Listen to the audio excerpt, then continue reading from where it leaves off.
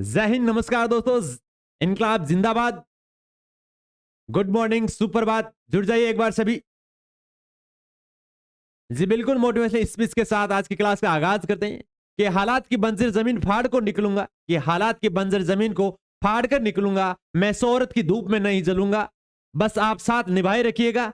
अभी तो मैं लंबा सफर जारी रखूंगा। जी हाँ बिल्कुल दोस्तों, इसके साथ आज की क्लास का आगाज करेंगे। एक बार सेशन को शेयर कर दीजिए, जुड़ जाइए सभी जल्दी से। बिल्कुल बिल्कुल, आज का सेशन अति महत्वपूर्ण होगा, बहुत ही अच्छा। बिल्कुल जुड़ जाइए एक बार कम। बिल्कुल बिल्कुल शेयर कर दिए। क्लास का आगाज करते हैं। आज की क्लास का पहला क्वेश्चन, जुड़ जाइए एक बार सेशन से सभी। आज का पहला क्वेश्चन, 57वां ज्ञानपीठ पुरस्कार किसे मिला? कि 57वां ज्ञानपीठ पुरस्कार है वह किसे मिला? छाप दीजिए एक बार कमेंट सेशन में। चार ऑप्शन आपके सामने। दामोदर मोजे, रामेश्वर डी धनुका, या राम सिंह सिन्हा, या हरपुल कौर। चार ऑप्शन आपके सामने। छाप दिए कमेंट सेशन में। जुड़ जाइए एक बार सभी, शेयर कर दिए सेशन को। लाइक जरूर करिए भाई सेशन को एक बार। जी बिल्कुल बिल्कुल, छाप दीजिए एक बार। बिल्कुल आपका राइट आंसर है दामोदर मौजे। बिल्कुल 57वां ज्ञानपीठ पुरस्कार दामोदर मौजे को मिला। जी बिल्कुल, ज्ञानपीठ पुरस्कार जो किसमें मिलता है? साहित्य में। क्या होता है? किसमें मिलता है? साहित्य में। बिल्कुल, किसमें मिलता है? साहित्य में पुरस्कार मिलता है। संविधान की जो 8वीं अनुसूची है, कौन सी है? 8वीं अनुसूची, उसमें भाषाओं का वर्णन है। किसका वर्णन है? भाषाओं का वर्णन है, जिसमें कितनी भाषाएं? 22 भाषाएं। उसमें बताया गया है कि अगर 22 भाषाओं में से किसी भी भाषा में आपको अगर उत्कृष्ट काम किया है, अच्छा लेखन का काम किया है, तो उसमें आपको ज्ञान पुरस्कार मिला जाएगा, जो साहित्य का सर्वोच्च पुरस्कार होगा। क्या होगा? ज्ञानपीठ पुरस्कार, जो साहित्य का सर्वोच्च पुरस्कार माना जाता है। जो 8वीं अनुसूची है संविधान की, उसमें 22 भाषाओं का वर्णन है, जिसमें बताया गया है कि इन भाषाओं में किसी भी अगर भाषा में आपको उत्कृष्ट लेखन का कार्य, किसी भी भाषा या कविता का लेखन किया जाएगा, उसमें आपको ज्ञानपीठ पुरस्कार मिलेगा। जी बिल्कुल। और जो आपको यह बताया गया है कि ज्ञानपीठ पुरस्कार में 22 भाषाओं में, इसमें एक यह बात और रखना है कि 7 बार कन्नड़ भाषा व हिंदी भाषा, कन्नड़ भाषा व हिंदी भाषा को सर्वाधिक बार ज्ञानपीठ पुरस्कार मिला है। कन्नड़ भाषा और हिंदी भाषा में सर्वाधिक ज्ञानपीठ पुरस्कार मिला है। जी बिल्कुल। जो जी कुरूप है, जी शंकर कुरूप, क्या है? जी शंकर कुरूप प्रथम व्यक्ति थे जिन्हें ज्ञानपीठ पुरस्कार मिला। ठीक है, अब एक बार और इसको वर्णन कर लेते कि ज्ञानपीठ पुरस्कार, ये तो इतना पूछ देता है कि प्रथम व्यक्ति किसको मिला था? जी शंकर कुरूप को प्रथम ज्ञानपीठ पुरस्कार मिला था। ठीक है, आगे देखते हैं। ज्ञानपीठ पुरस्कार क्या है? जो साहित्य का सर्वोच्च पुरस्कार है। ठीक है, मान ली। तीसरी बात, किससे मिलता है? जो भाषा से रिलेटेड है और भाषाओं में लेखन के कार्य में। तो 8वीं अनुसूची है जिसमें भाषाओं का वर्णन किया गया, और भाषा कितनी है उसमें? 8। 8 में से 7 बार कन्नड़ व हिंदी भाषा में दिया गया। अब बात करते हैं कि स्थापना, तो यह कब से शुरू किया गया था? 1965 से। कब किया गया? 1965 से ज्ञानपीठ पुरस्कार की शुरुआत हुई थी। ठीक है, एक बार स्क्रीनशॉट ले लीजिए या उतार लीजिए कॉपी में जल्दी से। बिल्कुल, नेक्स्ट क्वेश्चन। अगला क्वेश्चन है कि नासा के द्वारा हाल ही में किस ग्रह पर बड़ी नदी के संकेत मिले हैं? बहुत ही महत्वपूर्ण क्वेश्चन। नासा के द्वारा हाल ही में किस ग्रह पर बड़ी नदी के संकेत मिले हैं? आज का सेशन अति महत्वपूर्ण होगा, बहुत ही इंपॉर्टेंट आज का सेशन। जुड़ जाइए एक बार सभी। बताइए, देखिए, क्या मंगल ग्रह पर, या शुक्र ग्रह, या बुध, या शनि ग्रह? छाप दीजिए एक बार। देखते हैं सबसे पहले किसका राइट आंसर आता है। जी बिल्कुल बिल्कुल आपका राइट आंसर है। मंगल ग्रह पर नासा के द्वारा हाल ही में बड़ी नदी के संकेत मिले। अब बात आते हैं नासा, ये नासा कहां की संस्था है। नासा यह है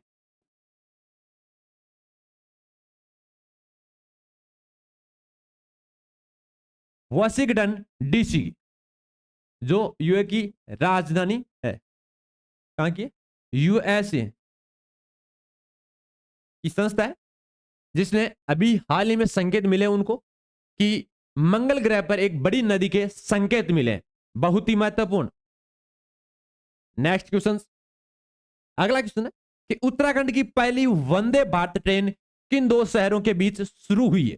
कि उत्तराखंड की पहली जो ट्रेन है वंदे भारत ट्रेन, जो हाल ही में बहुत चर्चित है, किन दो शहरों के बीच शुरू हुई है। बहुत ही महत्वपूर्ण क्वेश्चन, अभी बहुत चर्चा में है ये ट्रेन।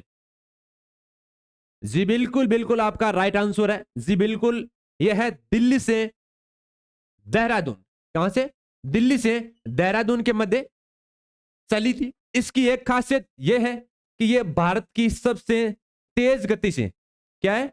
भारत की सबसे तेज गति से चलने वाली ट्रेन है। भारत की सबसे तेज गति से चलने वाली ट्रेन मानी गई है, जिसकी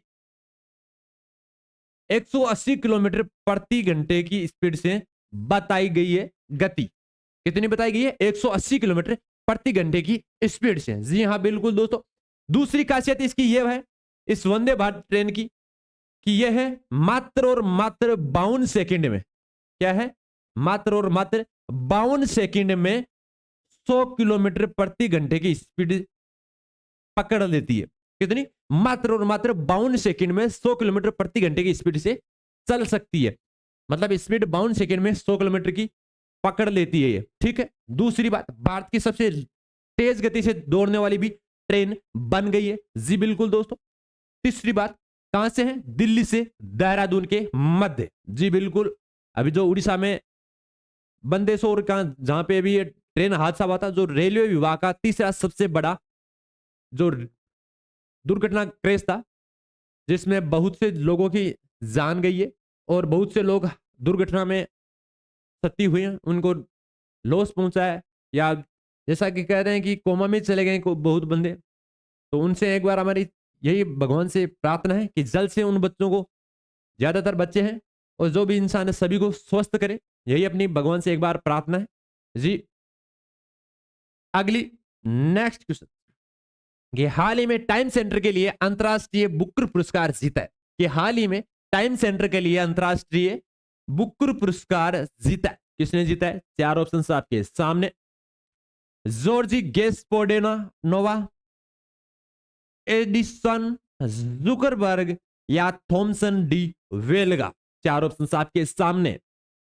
छाप दीजिए कमेंट सेक्शन में जल्दी से राइट आंसर। जी बिल्कुल बिल्कुल आपका राइट आंसर है जॉर्जी गोस्पोडिनोवा, जिनको हाल ही में टाइम सेंटर के लिए अंतरराष्ट्रीय बुकर पुरस्कार जीता। बहुत ही महत्वपूर्ण क्वेश्चन। जी हां बिल्कुल दोस्तों। एक बात आपको और बता देते, जैसा कि हमने कल अपनी 7-15 वाली ब्रह्मास्त्र क्लास थी, उसमें हमने क्लास के बीच में घोषणा की थी कि आपके बीच में पटवारी की भर्ती आने वाली है। क्या कहा था? हमने कहा था कि पटवारी की भर्ती बहुत जल्द आने वाली है। जी हां बिल्कुल दोस्तों। और कल शाम को ही पटवारी की भर्ती आ गई। 2998 पदों के लिए नोटिफिकेशन जारी हो गया। बिल्कुल दोस्तों, ऊपर वाला का आशीर्वाद है। जैसा पढ़ाते हैं वैसा एग्जाम में आ जाता है, जैसी घोषणा करते हैं वैसा आपने पेपर में या नोटिफिकेशन में आ जाता है। जी बिल्कुल दोस्तों, ऊपर वाले का आशीर्वाद है। आशा करते हैं आज घोषणा कर दे और कुछ मोटी कल शाम को आ जाए, पर इतनी नहीं है। अभी भर्तियां आ रही, तो इन्हीं की तैयारी करते हैं। पटवारी की मोस्ट वैकेंसी भर्ती आई है। जैसा कि आपकी सभी को पता है, 2024 में जनवरी में जो आपके विधानसभा या जो चुनाव होंगे आपके, उन चुनावों को मद्देनजर रखते हुए सरकार इस बार भर्तियां बहुत निकालेगी। बिल्कुल दोस्तों, तैयारी में जुट जाइए। पटवारी की भर्ती आ चुकी है। सीएचएसएल, एसएचसी, एसएससी, सीएचएसएल की भर्ती अभी चालू है। फॉर्म अभी चालू है, अप्लाई कर दीजिए। 100 रुपए मात्र फीस है ओबीसी के लिए, और एससी एसटी के लिए निःशुल्क। सीएचएसएल की भर्ती अभी चालू है। जी बिल्कुल दोस्तों। दूसरी बात, दिल्ली पुलिस क्या है? दिल्ली पुलिस की वैकेंसी नोटिफिकेशन जारी हो गया है, फॉर्म भरना स्टार्ट होने वाले हैं। इसके लिए आपको एक अलग से वीडियो प्रोवाइड कर दिया जाएगा, क्या सिलेबस रहेगा क्या नहीं रहेगा, इसके लिए हम अलग से चर्चा करेंगे, इसको अंडरलाइन रख लेना। जी बिल्कुल दोस्तों, अपने ब्रह्मास्त्र सीरीज में चलते हैं एक बार। इसका हाल ही में टाइम सेंटर के लिए अंतरराष्ट्रीय बुकर पुरस्कार किसने जीता है? जॉर्ज गेस्पोडिनोवा। ठीक है, नेक्स्ट क्वेश्चन अगला है, हाल ही में 76वीं विश्व स्वास्थ्य सभा कहां हुई? कि हाल ही में 76वीं विश्व स्वास्थ्य सभा वह कहां आयोजित हुई, यह पूछा है। ठीक है, बताइए देखिए, क्या इटली, लंदन, जिनेवा या फ्रांस? चार ऑप्शन आपके सामने, छाप दीजिए कमेंट सेशन में। जी बिल्कुल बिल्कुल, आपका राइट आंसर है इसका जिनेवा। हाल ही में 76वीं विश्व स्वास्थ्य सभा जिनेवा में आयोजित हुई। नेक्स्ट क्वेश्चन, अगला क्वेश्चन है आपके बीच कि प्लेटिनम का दूसरा नाम क्या है? ये प्लेटिनम है, एक धातु है, उसका दूसरा नाम क्या है, या प्लेटिनम को दूसरे किस नाम से जाना जाता है? ठीक है, चार ऑप्शन आपके सामने, सफेद सोना, काला सोना, लाल सोना या गुलाबी सोना। छाप दीजिए कमेंट सेशन में। जी बिल्कुल बिल्कुल, आपका राइट आंसर है क्या है? सफेद सोना। प्लेटिनम को सफेद सोना भी कहते हैं। क्यों कहते हैं? क्योंकि यह भी सफेद चांदी की तरह, सफेद चांदी की तरह चमकता है। ठीक है, पहली बात तो ठीक है, एक बात हो गई। दूसरी बात, यह भी सफेद है, जाहिर सी बात है, चांदी की तरह चमकती है, रंग इसका सफेद है। कैसा है? सफेद है। ठीक है, तीसरी बात यह है बेटे कि इसका जो रंग तो सफेद हो गया, पर यह जो मेन प्रॉब्लम रहती है सबके लिए दैनिक लाइफ में, यह महंगी धातु है। बिल्कुल ठीक है, जो बहुत ही कम मिलती है। ठीक है, प्लेटिनम का दूसरा नाम सफेद सोना हो गया क्योंकि ये चांदी की तरह चमकती है, महंगी है, रंग इसका सफेद है। ठीक है, अगला नेक्स्ट क्वेश्चन, अगला क्वेश्चन है कि मानव हड्डियों में सर्वाधिक मात्रा में पाया जाता है, कि मानव हड्डियों में जो सर्वाधिक मात्रा में पाया जाता है वह क्या है? चार ऑप्शन आपके सामने, calcium phosphate, iron, calcium chloride या सल्फर। चार ऑप्शन आपके सामने, छाप दिए कमेंट सेशन में। मानव हड्डियों में सर्वाधिक मात्रा में क्या पाया जाता है, यह आपको पूछा है। छाप दिए कमेंट सेशन में, चार ऑप्शन आपके सामने, मानव की हड्डियों में जो सर्वाधिक होता है।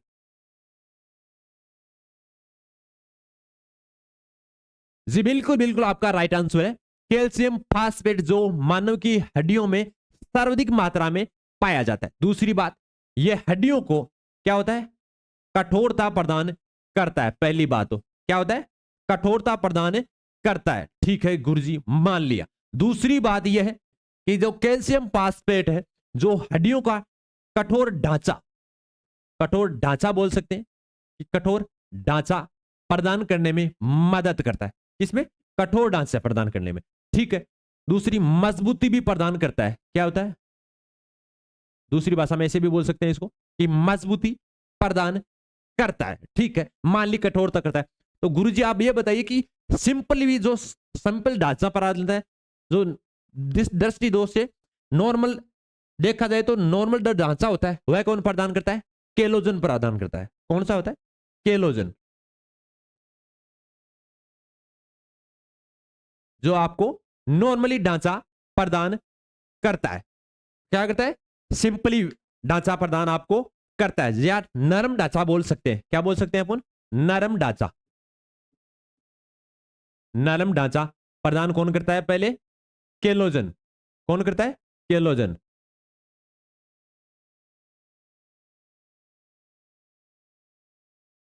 केलोजन है जो नरम ढांचा प्रदान करता है, और जो कैल्शियम फास्फेट है वह कठोर ढांचा प्रदान करता है, मजबूती प्रदान करता है, सहायता प्रदान करता है। ठीक है, आयरन की मात्रा भी काफी होती है। बिल्कुल। अगला नेक्स्ट क्वेश्चन,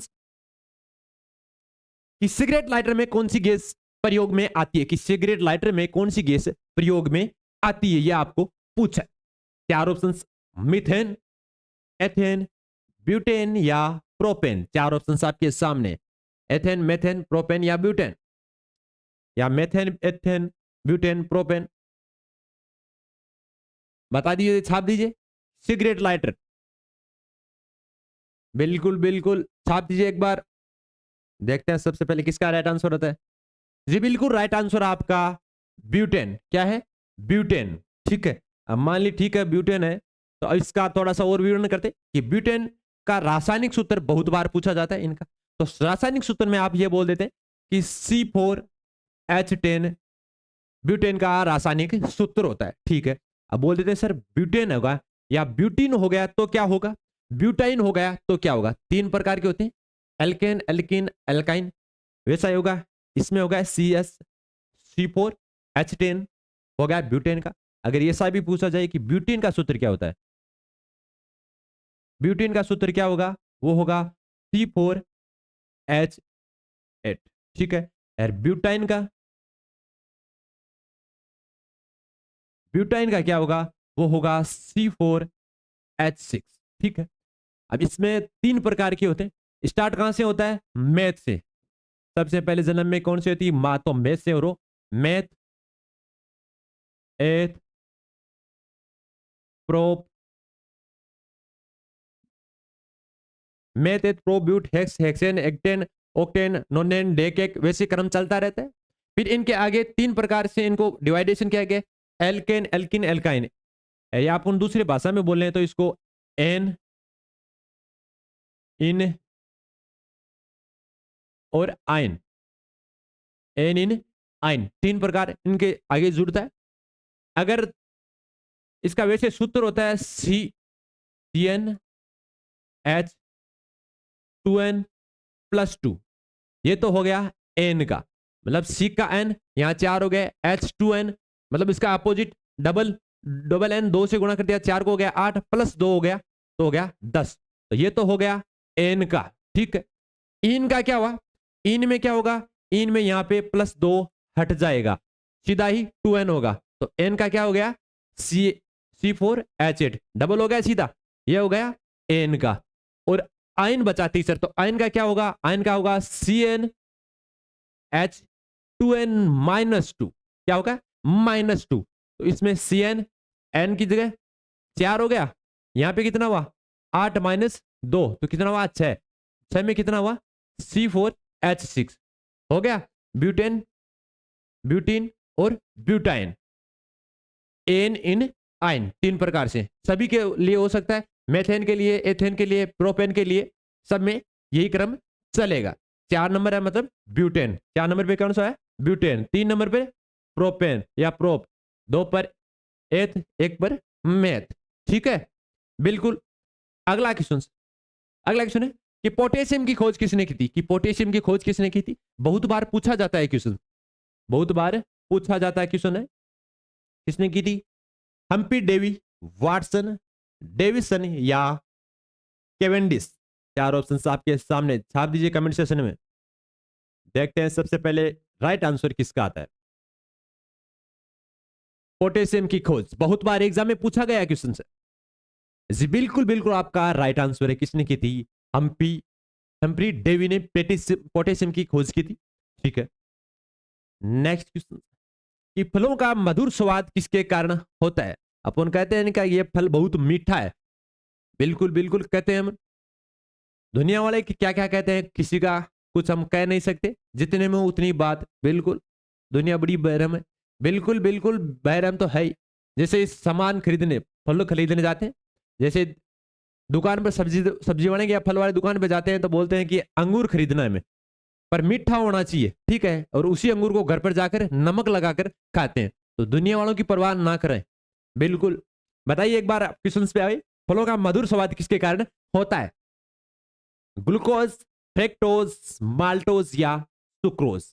छाप दीजिए फिर कमेंट सेक्शन में।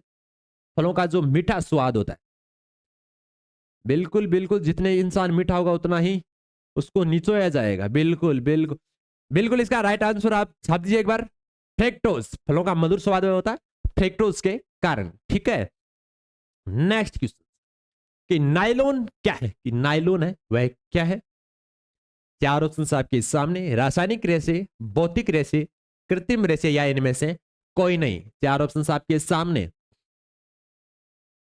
जी बिल्कुल बिल्कुल, नायलॉन है जो एक बहुत रासायनिक रेसे है। क्या है? रासायनिक रेसे है नायलॉन। ठीक है, अगला क्वेश्चन, बरसाती या रेनकोट, बरसाती होती है ना रेनकोट जिसे पहनते हैं बरसात के समय, उसको बनाने में उपयोगी वो किससे बनता है यह पूछा, या बनाने में किसका उपयोग किया जाता है रेनकोट का। ठीक है, बेंजीन, पॉलीसल्फर, पॉलीहाइड्राइड या पॉलीकार्बोनेट।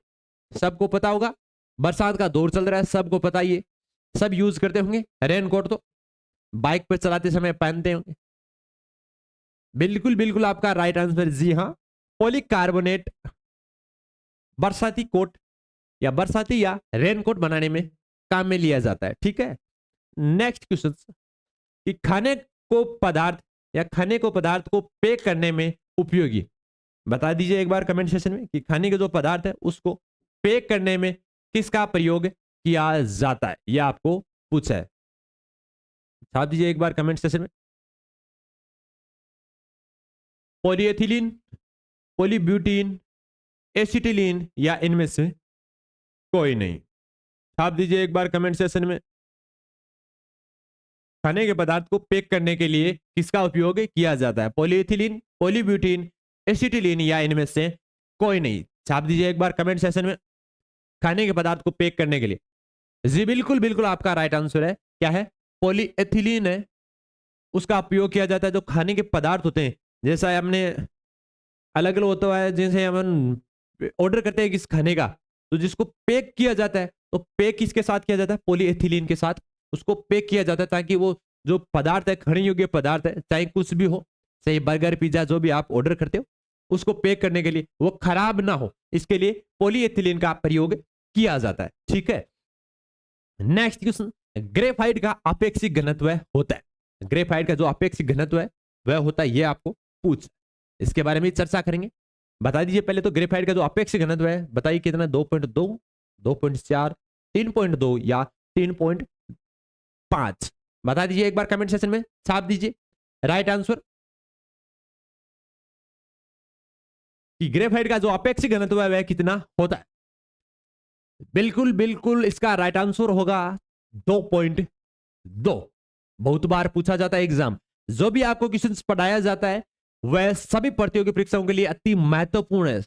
अपनी टीम में जो एनालिसिस करके इसका पूरा वर्णन करती है, देखती है, निचोड़ करती है कि कैसा एग्जाम में क्वेश्चंस पूछा जा सकता है, एनालिसिस करती है, उसके बाद ही आपको ये क्वेश्चंस प्रोवाइड होते हैं। और आशा करते हैं कि यही क्वेश्चंस आपको जो एग्जाम्स हैं उनमें पूछे जाएं। अभी तक तो ऐसा ही हुआ, ऊपर वाले का आशीर्वाद रहा। जैसा कि हमने कल भी बताया था कि कल सुबह ही हमने कहा था कि पटवारी की मोटी भर्ती आने वाली है, और शाम को ही नोटिफिकेशन जारी हो गया। बिल्कुल ऊपर वाले का आशीर्वाद रहा। पहले आशीर्वाद था अपने अग्निवीर के जो एग्जाम चल रहे थे, और अभी भी पीटीटी में भी चला था, और ये भी नोटिफिकेशन का पहली बार हमने एक पहले ही घोषणा की थी, और शाम को ही आ गई नोटिफिकेशन। और ऐसे ही आशा करते हैं कि जो अभी आपको पढ़ा रहे हैं, जितने बच्चे जुड़ रहे हैं, तो एग्जाम में शायद इन्हीं में से उनको क्वेश्चंस मिल जाए और सिलेक्शन हो जाए, और कहीं पर भी मिले कि सर हाँ अपनी क्लास से गुरुकुल आर्मी से आपका हमारा सिलेक्शन हुआ है, तो बड़ी खुशी होती है। बिल्कुल बिल्कुल, अभी हमारी आर्मी वाले बच्चे आ रहे थे, बिल्कुल उनसे मिलकर बड़ी खुशी होती है कि कम समय में इतना रिस्पॉन्स मिल रहा है। ऊपर वाले का ये आशीर्वाद ही है, क्योंकि उसमें हमने 13 बच्चे ऑफलाइन बच्चे थे, उनका भी जो सिलेक्शन हुआ 13 का 13, तो बड़ा खुशी होती है उन चीजों को देख। पहले इसी पे आते हैं कि ग्रेफाइट का अपेक्षिक घनत्व कितना होता है? 2.2, 2.4, 3.2 या 3.5? बिल्कुल इसका राइट आंसर हो गया 3.2। ठीक है, अब इसमें देखते हैं जो ग्रेफाइट का जो अपेक्षिक घनत्व होता है, इसका 2.2 हो गया। दूसरी बात, जो पेंसिल होती है, क्या होती है? जो पेंसिल होती है उसमें जो रोड होती है काली सी लिखने वाली, वो क्या होती है? ग्रेफाइट। दूसरी बात, ग्रेफाइट क्या होता है? उसमें क्या होता है? जो पेंसिल की रोड होती है काली सी लिखने वाली, उसमें विद्युत धारा प्रवाहित होती है। कभी प्रयोग मत करना, जो स्विच होता है उसमें अंदर डाल के आंगली लगाना, ऐसा कभी मत करना, कि उसमें भी धारा प्रवाहित होती है। ठीक है, अगला क्वेश्चन है कि पीएच स्केल किसने दी थी? बहुत बार क्वेश्चन पूछा गया था, अपनी आर्मी योद्धा में भी बहुत बार, अग्निवीर में बहुत बार पूछा गया था। ठीक है, सबको पता होगा, एसएससी जीडी में पूछा गया है, एसएससी एमटीएस में पूछा गया क्वेश्चन है। पीएच स्केल का मान किसने दिया था, यह आपको बताना है। चार ऑप्शन आपके सामने, स्टीनर, थॉमसन, वाटसन या सोरेनसन। बहुत बार पूछा गया क्वेश्चन से पीएच स्केल का। छाप दीजिए कमेंट सेक्शन में। बिल्कुल बिल्कुल सोरेनसन ने पीएच स्केल दी थी, ठीक है, जिसमें पीएच का मान कितना बताया था हमने, पहले ही बहुत बार वर्णन कर चुके हैं इसका। 7 होता है जहां उदासीन का मान होता है,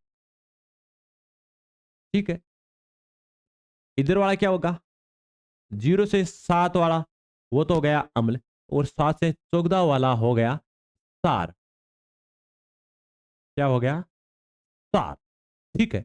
इसकी ट्रिक हमने पहले भी बताई थी कि जिसका किसी का मान दे दिया और उसमें आपको पूछ लिया कि ये अम्ल है या सार है, जिसका मान, जिसमें हमने एक ट्रिक बताई थी आपको कि एक तो अनिल, ठीक है, अनिल संग शालिनी, कि अनिल एक लड़का है, उसकी शालिनी के साथ शादी हो रही है, ऐसा आप याद रखना। इससे आपको ट्रिक के साथ याद रखना, ट्रिक बना लो बस, कैसी भी हो याद होना चाहिए, ठीक है। तो अनिल और शालिनी का हमने पहले भी वर्णन किया था। ऐसे क्या हुआ, अम्ल, क्या हुआ, अम्ल। नीचे क्या हुआ, नीला, ल से क्या हुआ, लाल। जो नीले लिटमस को लाल करता है वह क्या कहलाता है, अम्ल, ठीक है। ऐसा भी कर सकते हैं हम। दूसरी भाषा में ऐसा ही कर सकते हैं। सा से क्या हुआ, सार, क्या हुआ, सा से बना सार। तो सार वो होते हैं जो लाल लिटमस को नीला करते हैं, ठीक है, हो गए सार, ठीक है। सोरेनसन ने ये स्केल दी थी, एक बार स्क्रीनशॉट ले लीजिए या छाप लीजिए। हाँ, ये भी याद रखना, दी कब थी, 1909 में। कब दी थी, 1909 में दी थी, ये भी याद रखना। नेक्स्ट क्वेश्चन, अगला क्वेश्चन है कि मौलिक करते हुए कहां से लिए गए। यह आपको पूछा गया कि मौलिक करते हुए वह कहां से लिया गया है। छाप दीजिए, यूएस से, रूस से, चीन से या जापान से। मौलिक करते हुए कहां से लिए गए, छाप दीजिए एक बार कमेंट सेक्शन में। मौलिक करते हुए जो कहां से लिए गए यह आपको पूछा है।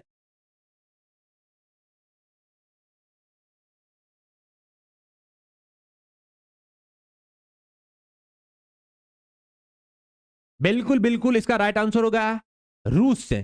किससे लिया गया, ये रूस से लिया गया, जो संविधान के भाग 4 के क में वर्णित है, जिसमें अभी कुल 11 का वर्णन मिलता है, या 11 इसमें ऐड किए गए हैं। तो संविधान के भाग 4 में इसको वर्णन किया गया है। और अनुच्छेद से अगर वर्णन करें अपन, अनुच्छेद से बताइए एक बार, तो अनुच्छेद 51 होगा। जो अनुच्छेद 51 में क पार्ट है, अनुच्छेद 51 का जो क पार्ट है, उसमें इसका वर्णन किया गया है, जिसको मौलिक करते हुए जो 42वें संविधान संशोधन, कौन सा, 42वां संविधान संशोधन,